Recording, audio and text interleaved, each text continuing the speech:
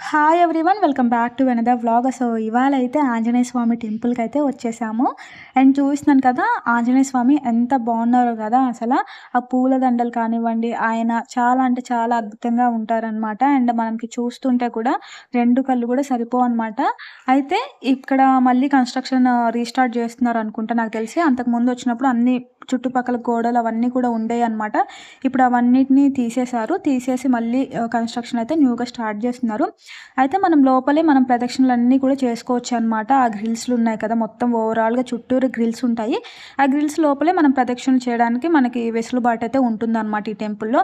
And ఈ టెంపుల్‌లో ఇంకొక స్పెషాలిటీ ఏంటంటే, విజిటర్స్ అందరూ కూడా నైట్ టైమే వస్తూ ఉంటారనమాట.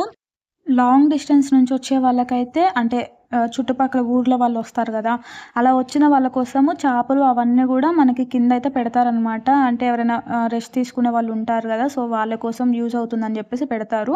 అండ్ తర్వాత కొంచెం దూర ప్రాంతాల నుంచి వచ్చే వాళ్ళకి ఫుడ్ గూడా అవైలబుల్‌గా ఉంటుందనమాట.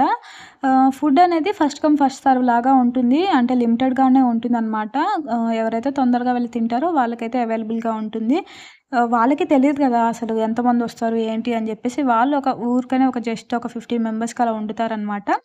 ఇంకా అలా ఉంటుంది. అండ్ ఇక్కడైతే పాటలు అవన్నీ కూడా పాడుతున్నారు. భక్తి పాటలన్నీ కూడా. ఇంకా కొంచెం సేపు ఇక్కడ కూర్చొని పాటలన్నీ వినేసి మళ్ళీ ఇంకా ఏమంటారు, దేవుడి దగ్గరికైతే వెళ్ళామనమాట. అక్కడైతే ఇంక కొంచెం సేపు కూర్చున్నాము.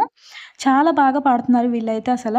అంతకుముందొచ్చినప్పుడు కూడా మధ్యలో కూర్చున్నారు కదా, బ్లూ కలర్ శారీ ఆంటీ. ఆ ఆంటీయే పాడేవారనమాట. మేము రాక గూడా చాలా ఇయర్స్ అయితుందండి.